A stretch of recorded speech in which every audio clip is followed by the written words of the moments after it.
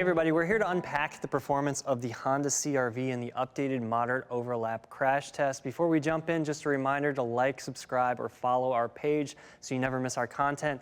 Jessica, thanks for taking some time. I wanted to talk about the CR-V's performance. Just to jump ahead, it gets an overall rating of poor in this test, but let's start up front with the driver. How did everything look up front? Everything looked great for the driver. The driver had low risk of injury for all of the main body regions we're focused on: the head, neck, chest, lower extremities.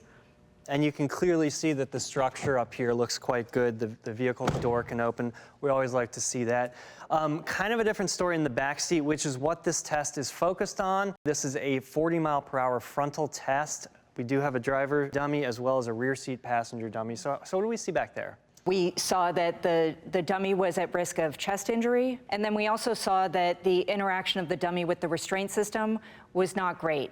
We saw that the dummy submarined, the lap belt slipped over the pelvis into the abdomen, and the shoulder belt was high, kind of up near the neck, not really at the center of the shoulder, engaging the shoulder where we like to see it. Okay, so a couple downgrades there, and then there was actually another downgrade as well related to the seat, right? Yes, we had some instability in the seat. Some of the seat pan brackets deformed during the test, causing the seat pan to move forward with the dummy. Okay, so all of those downgrades for that rear seat ended up with an overall rating of poor in this test, right? So unfortunately, it is one ding on an otherwise well-performing vehicle in our crash test, right? What else do we see for the CR-V?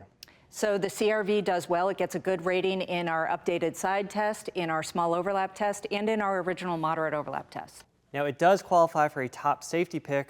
Unfortunately, the poor rating in this updated moderate overlap test does keep it from earning the higher tier top safety pick plus award, which requires a good or acceptable rating in this new test.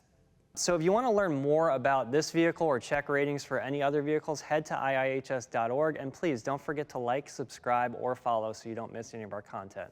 Thanks.